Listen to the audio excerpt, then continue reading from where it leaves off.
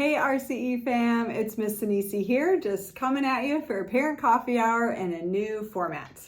I thought I'd try this version of a quick little 5-minute video and then a meet and greet time at school pickup. So we'll be outside on the church patio at 3:15 until 3:45 this Thursday afternoon. If you'd like to come, talk with one another, talk with me, if you have any questions that you want to discuss, I'll be there, and then this little video is going to kind of be the content of the meeting. So a couple quick things before we get into today's topic. I just want to say thank you so much for all of the effort that went into preparing a wonderful harvest feast. It wasn't just a harvest lunch, it was a feast. Another little announcement that I want to give is that we are starting the RCE reading contest up again. We took a break for several years, but we're coming back to it. This will be a contest mainly over the Christmas break, and it will be by class. So more details coming out later, but just wanted it to be on your radar. All right, today's topic is going to be on relational and social intelligence and competency.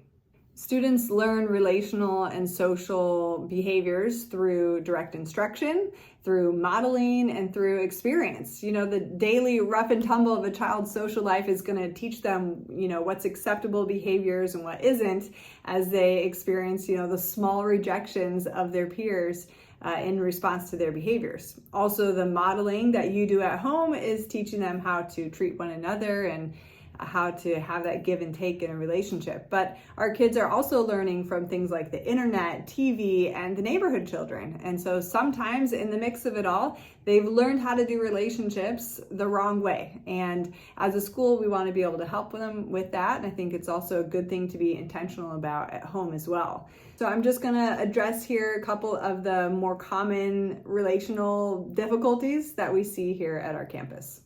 A big one that we see in our younger students is that they tend to carry and have very big emotions based on an assumption of intended harm. A child's brain at that age is very egocentric, so they're considering the situation only from their own point of view. They don't naturally consider what else could have affected somebody's decision in what they did and how they treated them. I want to help the child work through these assumptions and figure out, are they actually trying to be mean to us, or did I maybe misinterpret what was happening? And the main way we do that is by bringing the kids together and being able to talk it out together and learn, somebody else's point of view. A common social problem that we see in our upper grades is that of gossip. Gossip is almost irresistible to a 9 to 11-year-old child. And they do not understand the ill effects that their comments have on the individual they're speaking of or their community as a whole. We combat gossip when possible by directly bringing the individuals together and seeing, is this something that's true, and is it our information to share? It's also important to see, how it's affecting that other person. What are their feelings in this moment, and how are they interacting with other people based on the gossip that's going around?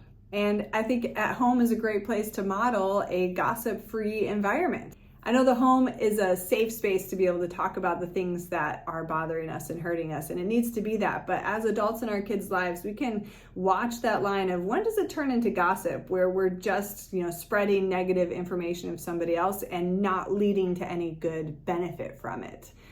We want to make sure that our words are following Ephesians 4:29 and that they're building others up and giving grace to the people who hear them. So what are some things that we're doing to kind of proactively help our students learn these relational and social skills and help them through these common difficulties that we see? One thing that I think is needed is helping our kiddos learn how to manage their emotions. First of all, that includes being able to name their emotions. What is this thing that I'm feeling? And then learn how to respond to it. Anger is another one that kids do not know how to handle. I say that, it's okay to be angry, but it's not okay to hurt other people in our anger. So what do we do instead? First of all, I think it's important, again, to hear and understand and put words to it. What are we angry about? I'm angry because such and such happened. And then helping them figure out what are the healthy responses that we can have to anger. And you can model this when you're at home. When you feel angry and frustrated, verbalize what it is you're doing. You know, I'm really frustrated in this moment. It is not the time for me to talk about it. I need to go take 2 minutes of quiet time before we continue this discussion.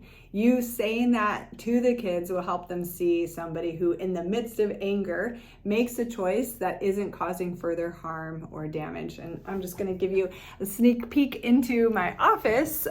Over here, a few posters about how we feel and how we apologize. And this one, what do I do when I'm feeling angry? And so sometimes kids will come in here and we will talk through what are our other options when we have this emotion. The other thing that I would say about anger is encouraging our kids to have an attitude of forgiveness. We do not want bitterness to take root. And a second skill that we can teach kids in the area of social competency is that of resilience. If they fall, they can get back up. And if you fall in a relationship, we can work through it. Because a kid ran away from you at lunch recess, or because you got out in the Foursquare game, or even if somebody were to call you a name or do something like that, how are we able to get up, identify what is true and what isn't, have a moment of reconciliation, and then be able to move past it? You know, all our life long, there will be people in our lives who hurt us or let us down in one way or another. And we have to be able to build our kids to be strong enough to work through those relational hurts. Working through these social struggles takes time. As much as possible, we want to bring the kids together, talk it out, figure out what's going on, and help them solve their problem. And that could take 15 minutes, 20 minutes sometimes, that our teachers may not always be able to pause the math lesson to talk through those things. So oftentimes kids may come to my office and we'll be able to mediate a discussion here. It's not necessarily a consequence coming to the principal's office for that, but just being able to slow down, take a minute, see what's going on, and work through those relational difficulties.